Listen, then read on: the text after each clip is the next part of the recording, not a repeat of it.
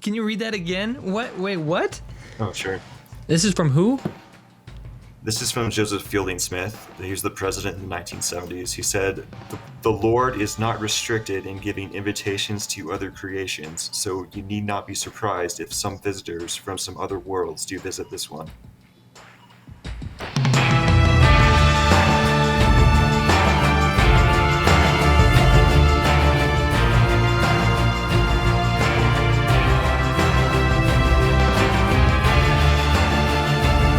Ignition sequence start. 6, 5, 4, 3, 2, 1. Tonight we're speaking with David. David is a Patreon member. He's also a member of our Discord private group, and he is an ex-Mormon. And he's here to help us understand how the Mormon Church relates to this end-time deception. This is part of a series we're doing on different religions, primarily focused on how that religion will be either deceived or play into the final deception. As we find subject matter experts on these different religions, we will produce more and more videos on that specific religion. Tonight's episode is obviously on the Latter-day Saints, or Mormons. So David, tell me a little bit about yourself. Yep. So I was born a Latter-day Saint. My family has been in the church for a very long time. I served a mission. I graduated from Brigham Young. Religion is still very important to me, even though I'm kind of separated myself from the faith. I enjoy astronomy. That's probably my favorite hobby right now. I haven't seen anything spectacular yet. Are you so Brigham Young? I used to live out in on Oahu for several years, and there's a Brigham Young at the top of Oahu, isn't there? Yeah, so there's a campus, the Brigham Young Hawaii campus. There's also one in Idaho. I went to Provo, which is the main campus. Okay. So, in Brigham Young, forgive me for not knowing enough about my my Mormon history, but Brigham Young is one of the founders? He's the second prophet of the church, yeah. He was with Joseph Smith from the beginning, yeah. Oh, okay, very good. So he led the saints from, out to Utah. Oh, okay, all right.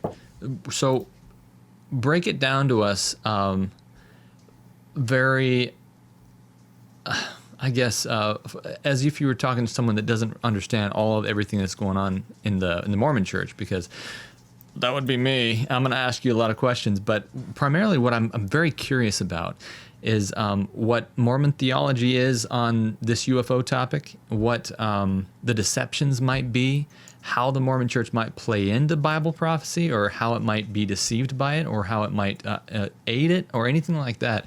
Anything you got, especially if it's straight from the books. Sure. I'm fascinated by it. I think it would be useful to go over LDS views on creation, even though it's not directly tied to ufology.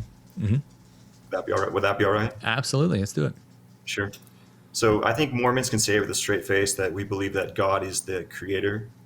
But if you were to look into the doctrine, it might be a bit more nuanced than that. How the narrative would actually go is, I'm going to use some very specific language. So under the direction of God the Father, a being called Elohim, Jehovah, also known as Jesus, same being, organized a new earth, along with the help of his friend, the Archangel Michael, who also happens to be the Adam of the Garden of Eden. Mm. So I use some very specific language. So I use the word organize and not create. For Mormons, God is not some magician that can summon matter out of nothing. And it is literally in the doctrine that this earth that we live on now is made out of pre-existent matter, or you could say other earths that have passed away. Oh, okay. So I'm just giving you a flavor for how we view the creation. Interesting. So this is one of many earths what I'm going to get into. Yeah, that's and I can understand that from the I don't know how this is viewed in the Mormon church, but from the cartoon. You know what the cartoon is I'm talking about. I think so. It's been used in a lot of memes, I think. Yeah. Yeah. I'm not sure if it was on what show it was on, but I sadly, you understand the theology through some of the more pop culture, and it might not be accurate. But so what I'm understanding so far is that Mormons believe that God doesn't create everything from nothing. He uses, kind of like a scientist, that's and creates Suppose you could say that. creates from Yeah, what's we would already say there. that God obeys the laws that he created, you could say. So it kind of doesn't make sense to make matter out of nothing. Yeah, so I have another answer about that. It comes from the LDS endowment ceremony. I have been to the temple. Because I've sort of separated myself from the church, I don't mind talking about it. But during the endowment ceremony in the temple, you sit down and you watch a film that dramatizes the events of the Garden of Eden. And in one particular scene, Lucifer comes to a very naive Adam and says, "It looks like you have a new world, Adam, modeled after the old one where we used to live." So make it that way. Really? You will. Yeah. Do you Now, have access the to film this is video? constantly changing, but no, definitely not. Was it leaked to YouTube somewhere? Maybe we can find. It might be linked to YouTube. Well, Adam, you have a new world here.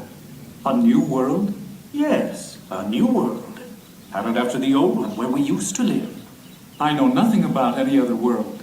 Oh, I see. Your eyes are not yet open. You have forgotten everything.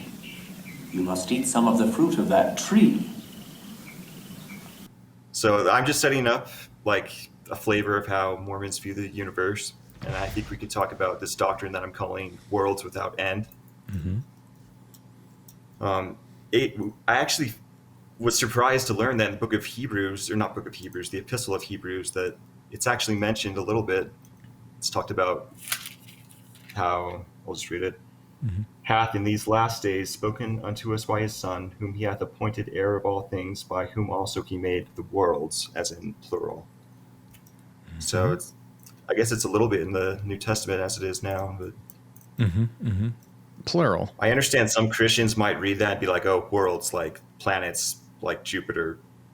Maybe that's how some Christians might interpret it, but for Mormons, we have taken that to like the next level. Okay. And we'll get into that if you want to read a few verses from that quad that you have. Oh, which I yeah. find to be fascinating. You know what's so the funny thing about that, this is called a quad. I don't know if anybody knows what it is. I own one, not because I used to have several Mormons that are on mission over to my house, and they always had this big thick book with them. I was like, hey, what is that? It's cool. I'm a book guy. I like books, and I have this huge shelf, and I was like, I want that book. Where do you get that from? So I went to a shop, this obscure small shop down in the middle of nowhere, and I walked in and they said, "Oh, good. Hi, I haven't seen you before. What do they call it? What section of the church are you from? Oh, what's it called? Parish? No. Wards. Ward. Yeah. They said, "What ward are you from?" And I said, "Ward. I'm just here to get a book. I don't know what ward I'm from." But they were very nice, and so I got it. It has all the books in it. It has the Bible, the Book of Mormon, the Doctrines and Covenants, and the Pearl of Great Price.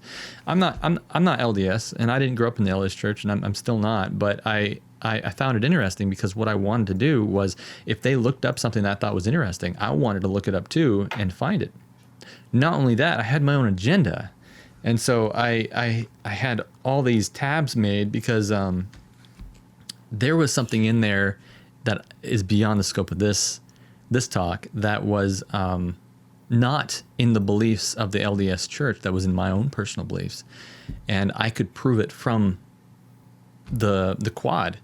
And so I can tell you about that after, or maybe on a Patreon content, but it was really fascinating. So I don't want to take away from what you have to say. No, that's fine. I just find it fascinating to find non-members that have quads because, unironically, I have never owned one. I have always kept them separate. So. Yeah, we'll read a few verses from the Pearl of Great Price, which is different from the Book of Mormon. But we'll go over this doctrine of worlds without end in depth. So I think I might just paraphrase from the Book of Moses. If it's all right that I read it out. Yeah, go. And Book of Moses is the book, because I don't remember Book of Moses. Do you want to know the history of the Pearl of Great Price, or? Yeah, briefly. Yeah, it'd be good. Sure. So after Joseph Smith translated the Book of Mormon, a traveling merchant was traveling through Illinois, and he had a bunch of Egyptian artifacts, and Joseph Smith purchased an Egyptian papyrus fragment, and he claims to have translated it into what we can now call the Pearl of Great Price, and it gives an account of Moses, Enoch, Melchizedek, Abraham, just an expanded story for them. It's not a very large book at all. Perhaps like 15 chapters or so. Huh. Okay. I think that briefly sums it up. And that was the Pearl of Great Price? That's right, yeah. That's at the very end, right before the topical guide in the quad, I think. Oh, okay. I didn't realize it was that short. Okay. Doctrines and Covenants. Yeah, it is short. Wow. It's only like a small section of this. There it is right there. Pearl of Great Price. So if you're looking for that exact Egyptian papyrus, unfortunately, it's been lost. It was lost in a fire in some museum, so...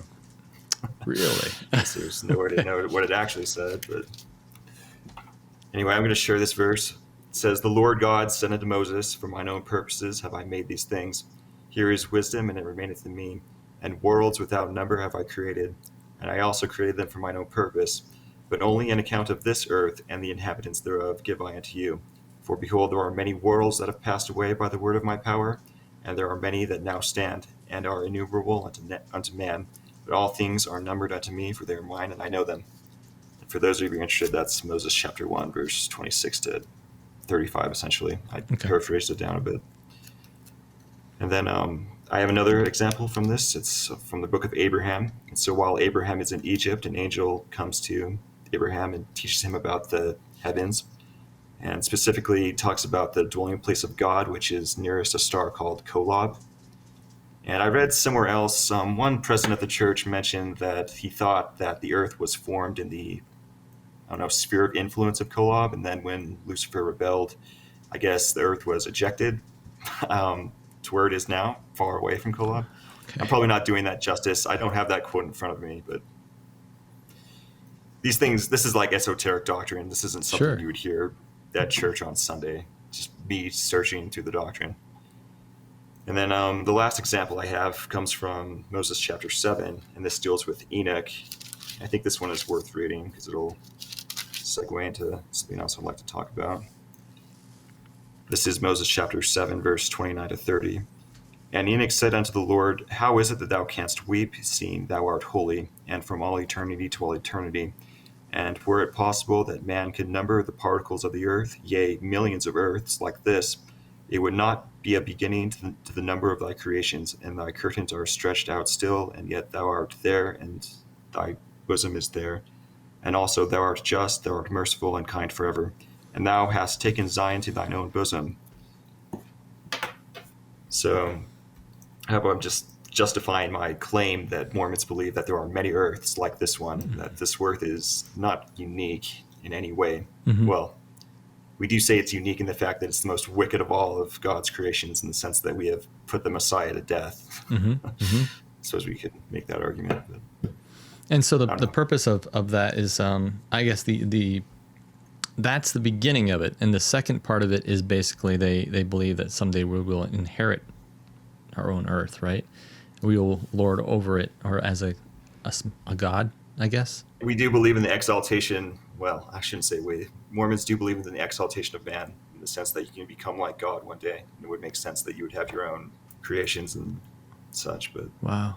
Mormons believe that Elohim is their heavenly father, and that he lives with his many goddess wives on a planet near a mysterious star called Kolob. Here, the God of Mormonism and his wives, through endless celestial sex, produced billions of spirit children. To decide their destiny, the head of the Mormon gods called a great heavenly council meeting. A plan was presented to build planet Earth, where the spirit children would be sent to take on mortal bodies and learn good from evil. This is fascinating. I don't want, and I don't want to get so heavy into it that I'm like, well, I don't believe that. I'm just here to I'm fascinated by what they believe, and so I'm not gonna say that's not true. Let me tell you what the Bible says. You know what I mean? Because that's just not. That's not. I'm not here to be dogmatic about it right now. I'm here to learn, understand, and have my own ideas. You know. Yeah. So this last phrase, it says, "And thou hast taken Zion to thine own bosom." What do you know about Enoch from the Bible? Like, what is your... I mean, very little. There's very little in the Bible about Enoch. Obviously, the book of Enoch, I don't believe is is a book that, Fair. yeah, we can't really say it's legitimate because it has a lot of stuff in it that goes against the Bible. But Enoch, he walked with God, and then he was taken. Sure. That's what Mormons also believe, that we take it to the next level, essentially. So the city of Enoch was literally taken up into heaven, and we believe that it's going to come back down out of heaven in the last days. Yeah. Okay. I'm just looking over at my notes. It's actually mentioned in the book of Hebrews. Why do I call it the book of Hebrews? Epistle of Hebrews. That Abraham searched for the city of Enoch, and that his descendants did as well, which I just find it interesting. Mm-hmm. I don't know if it's worth reading or not, but Search for Hebrews chapter 10, verse 11, verse 10. For he, Abraham, looked for a city which hath foundations, whose builder and maker is God. And then verses 13 to 15 mention that his descendants, the patriarchs, also searched for it. So I suppose you could say it's a true doctrine, like the city of Enoch was taken up into heaven, and I guess they were so righteous that they were taken up into God's bosom. so whole city. So I don't know what you think about that. the Mormons believe the whole city of Enoch was taken up, or just Enoch himself, or Enoch's family. What does that mean?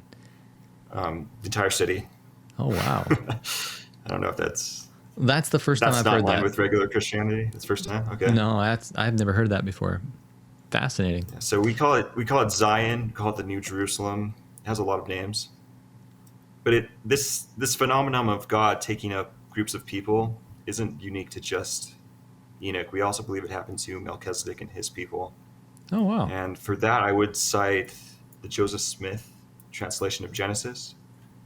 Melchizedek's people, wrought righteousness and obtained heaven, and sought for the city of Enoch, which God had taken before, separating it from the earth, having reserved it unto the latter days, or the end of the world, and hath said and sworn with an oath that the heavens and the earth should come together.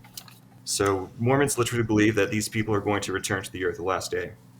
Oh, I don't know if you want to interpret that as like a ufology type event. that's where my brain went first. Yeah. Yeah. And interesting. So, because what I see happening with all this and stuff, and again, this isn't my doctrine or anything I believe popping into this. This is just from what we've researched on this channel. Is Joe Jordan has brought out, and he's shown many other ufologists that have seen that when these things are present. I mean, we just went over a show just 2 weeks ago or a week ago that talked about how on that episode of the Netflix Encounters, that when they started viewing these things and just focusing on them, they had encounters with things that would come back, paranormal issues. And a lot of these paranormal issues, according to Tucker Carlson, has what they think or appears as if dead people are coming back. And so demons can appear as anything. Yeah. And so I think that's fascinating that they think that these righteous people are coming back at the end. Anyway, continue. This is good. So I was looking into the book of Enoch, and I've basically come to the same conclusion that you have, that it's a work of darkness, Gnostic, sort of awful text. But for Mormons, we don't ever talk about the book of Enoch, but it is mentioned in Doctrine and Covenants. And Oh, wow. this actually led me to study the book of Enoch back when I was still a faithful member of the church. Mm-hmm. So this would be Doctrine and Covenants section. We don't have to read it. It might be boring. 107 verse 56 to 57. Okay. This reads, so this is a vision that Joseph Smith received. He saw Adam talking to his posterity before he died. That's what this section is about. Okay. And Adam stood up in the midst of the congregation, and notwithstanding he was bowed down with age, being full of the Holy Ghost, predicted whatsoever should befall his posterity unto the latest generation. These things were all written in the book of Enoch, and they are to be testified of in due time. So there's a bunch of scholarly debate whether Joseph Smith had access to the book of Enoch. Whether he did or didn't, it's probably not worth getting into here. But I did study the book of Enoch, and I came across this quote, which I thought was interesting. I don't have a book of Enoch. I just copied this from the internet. Mm-hmm. This is chapter 39, verse 1. It says, In those days shall the elect and holy race descend from the upper heavens, and their seed shall then be with the sons of men. So it's definitely in the book of Enoch that the holy race, or whatever that's going to be, is going to descend in the last That's days. crazy. Wow. That's something. I find the book of Enoch difficult to understand, but that one stood out to me. So I must have missed that. Wow,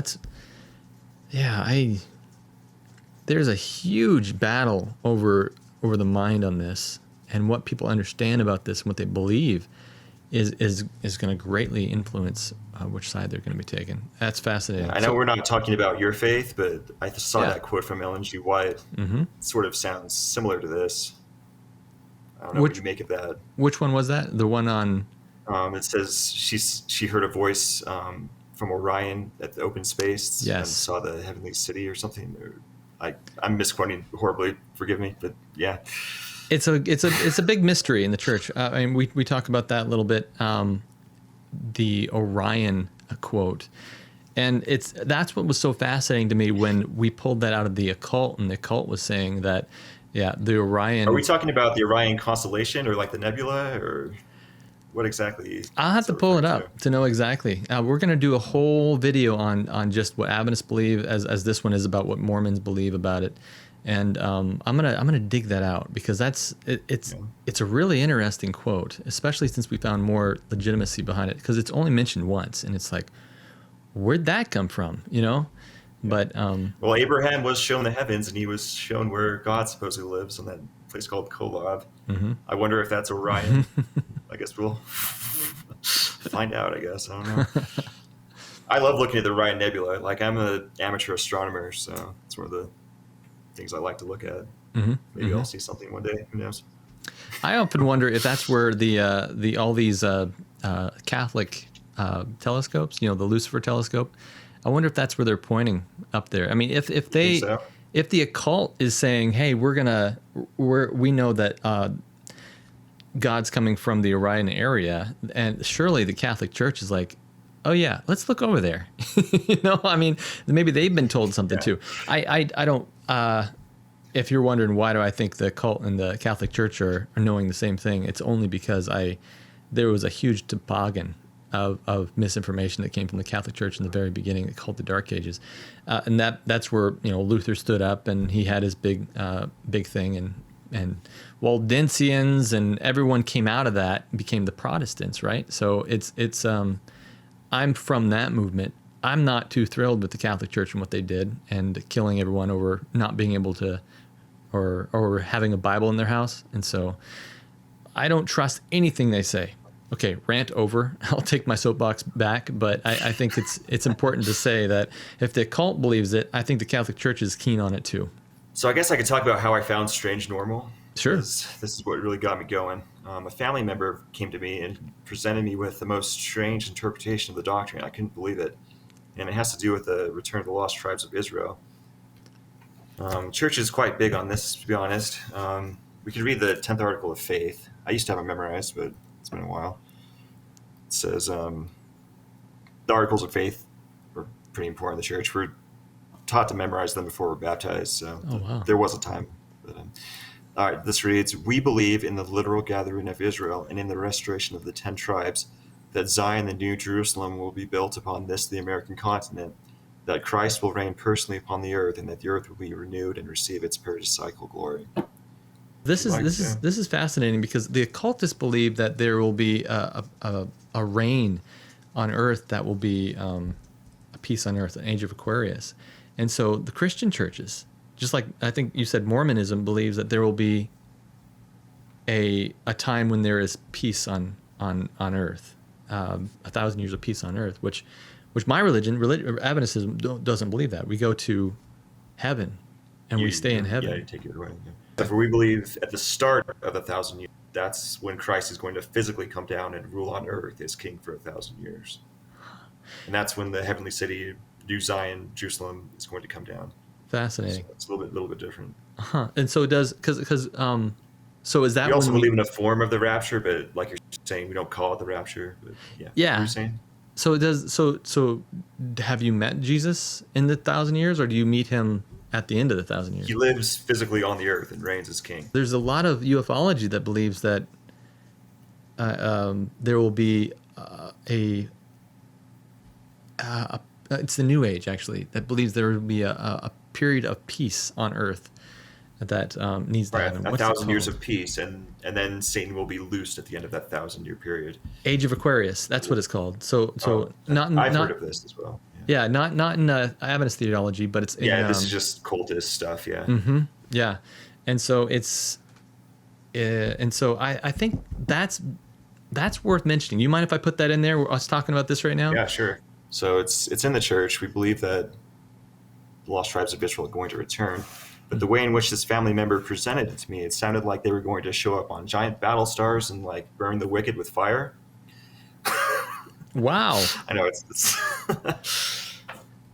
kind of crazy. But, what is a battle star? Is that like I was referring to Battlestar Galactica. Oh, okay. Yeah. Giant starship.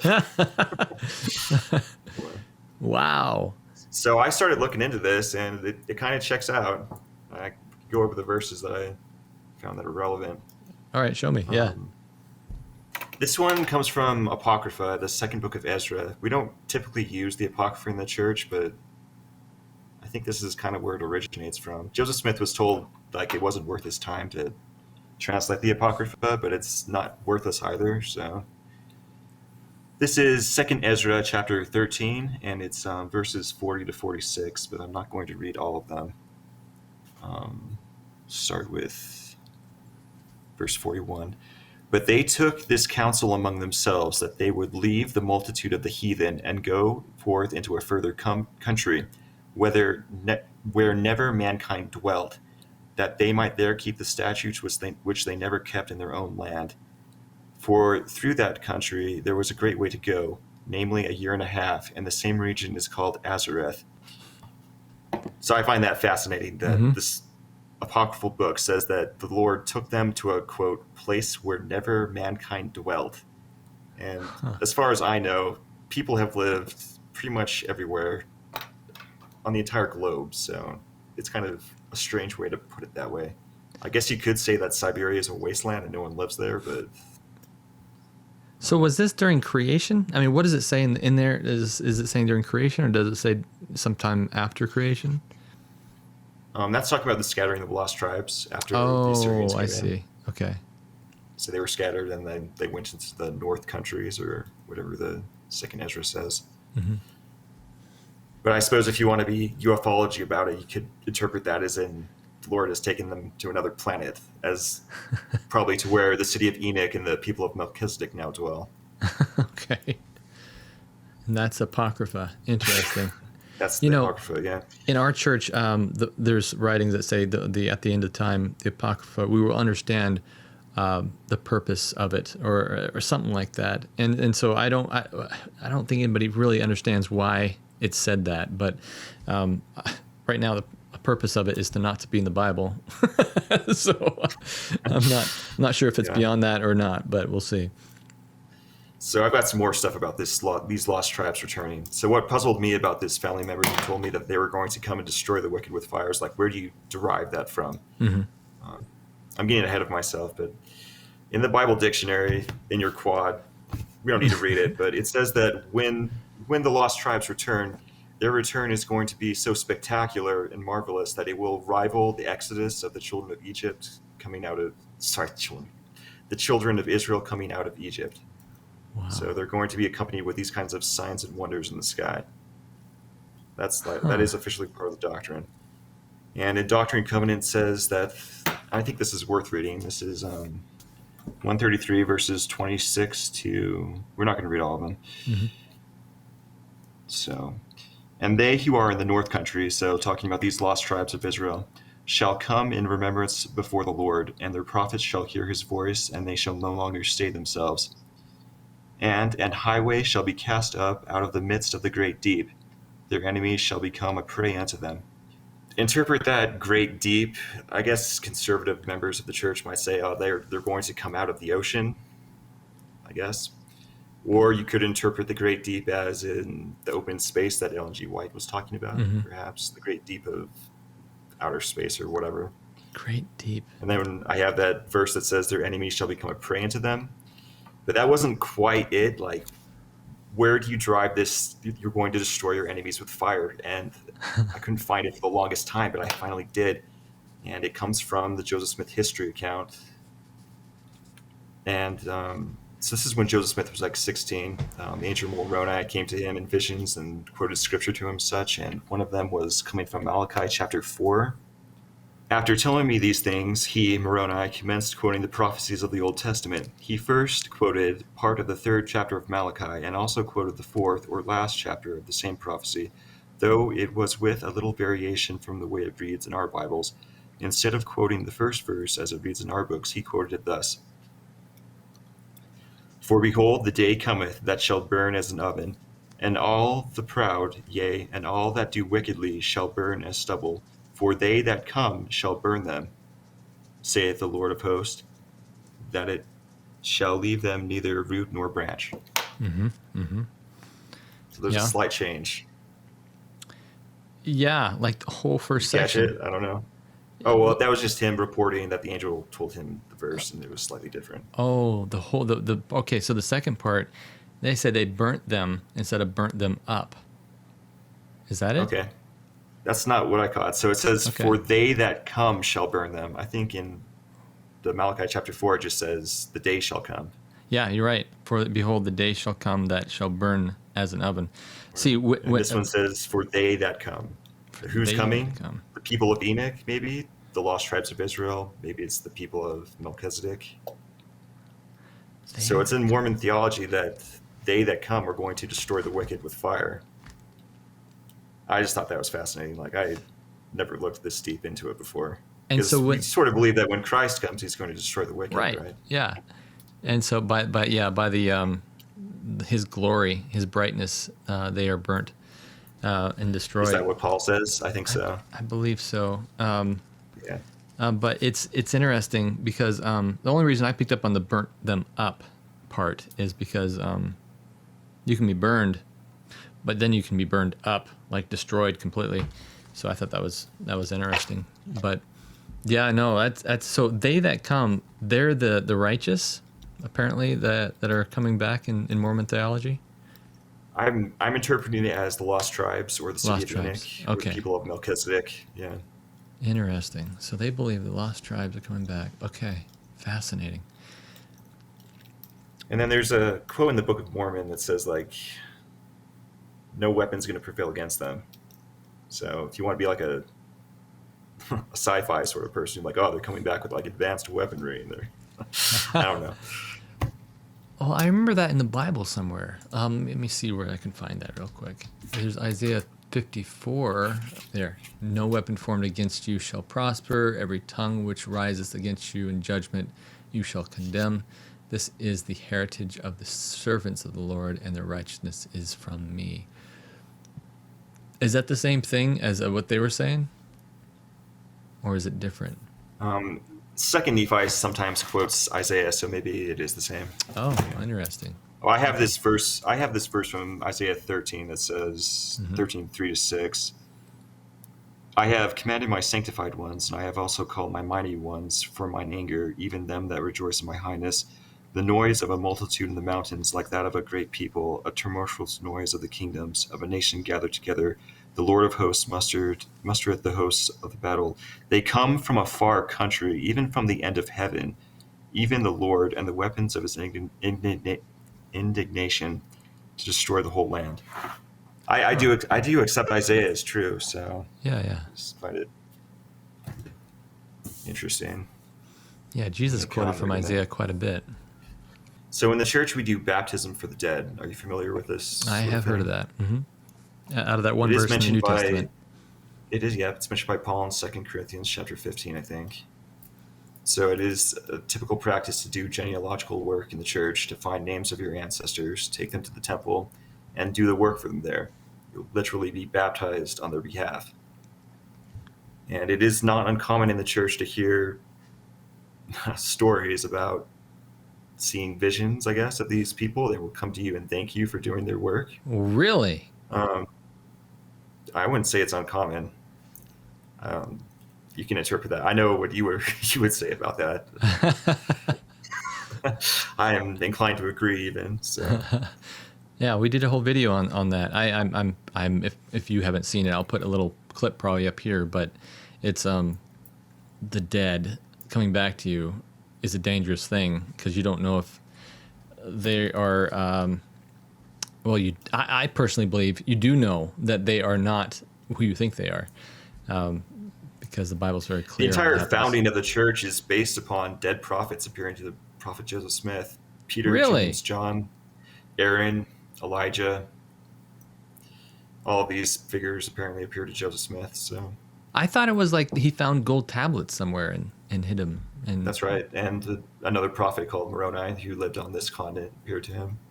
So the entire church is inundated with that sort of teaching. Fascinating. Okay.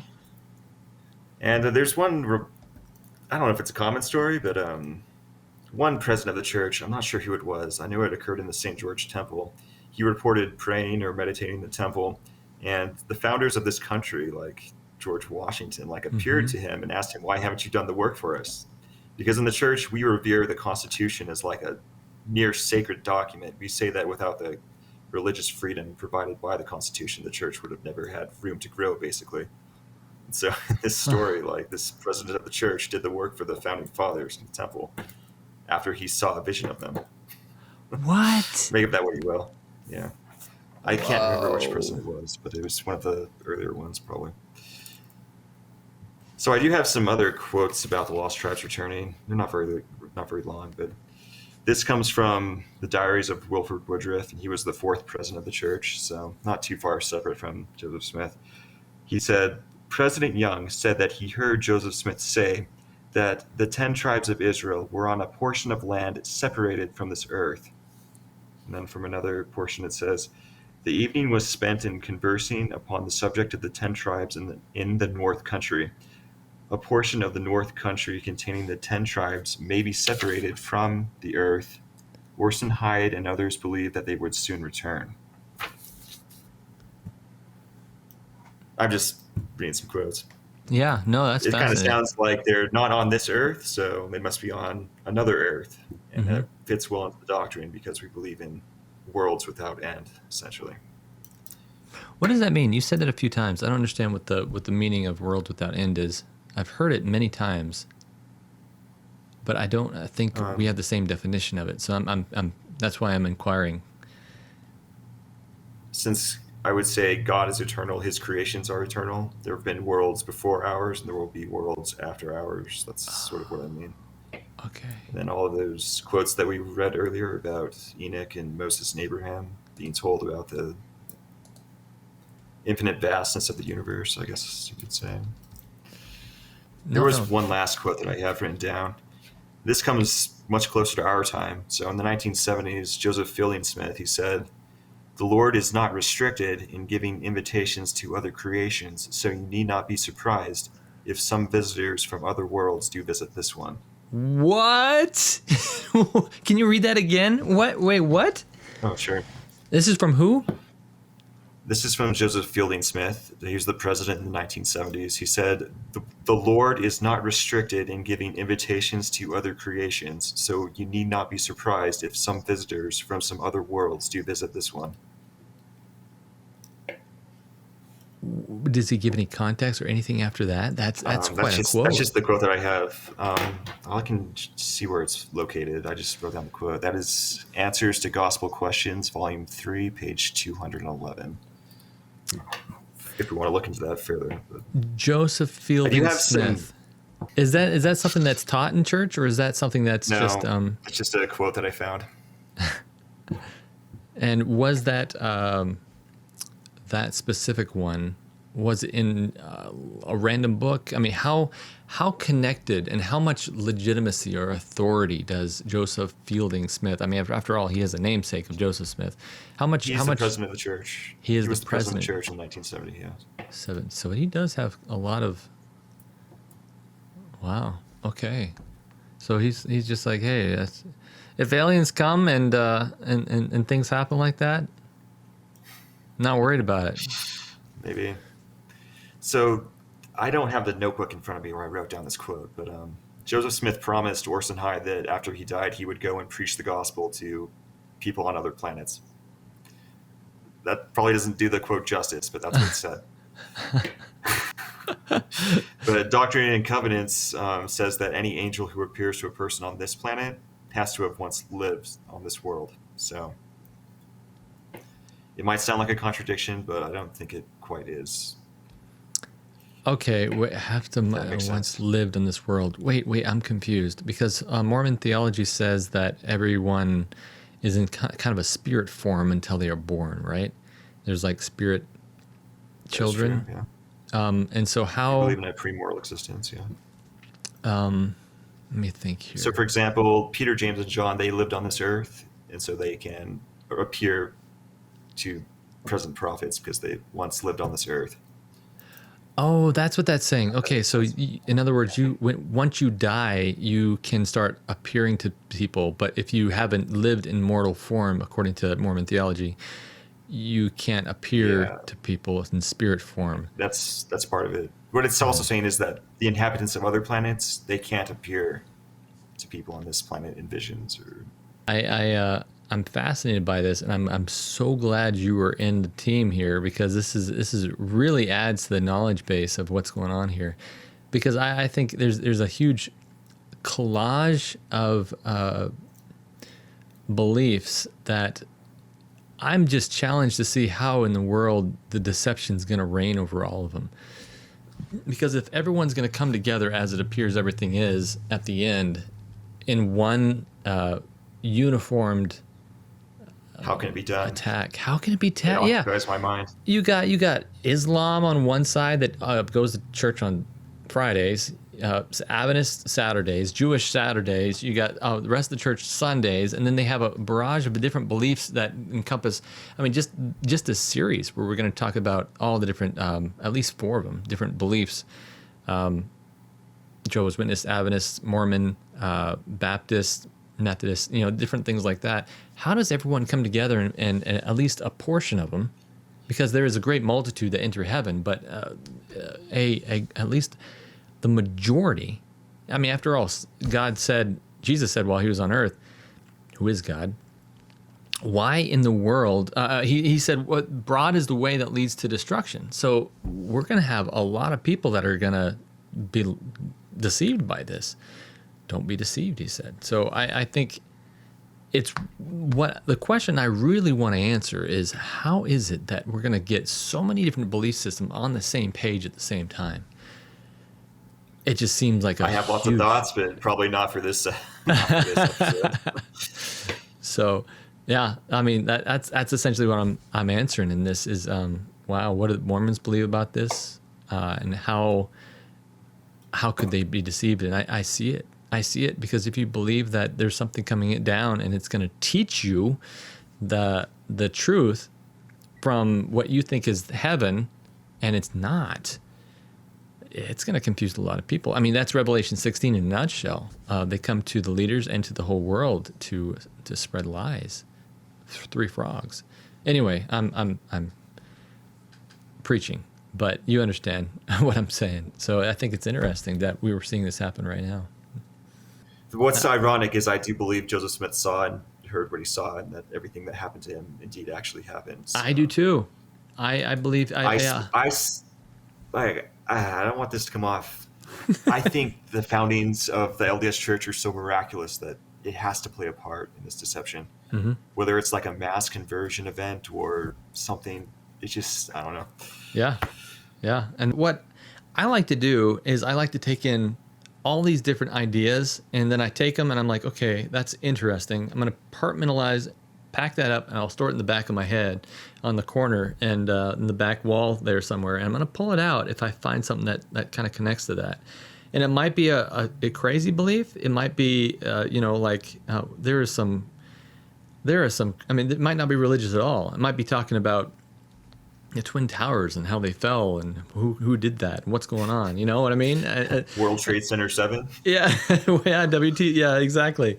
And so, how did that fall? I don't know. Where was the plane when it hit the Pentagon? You know, all this stuff. And so I put all that back and I go, let's just sit on this for a little while and let's see where it goes, because this has got to play in somewhere because it got so widely distributed, which is something I think Satan really has a hand in sometimes.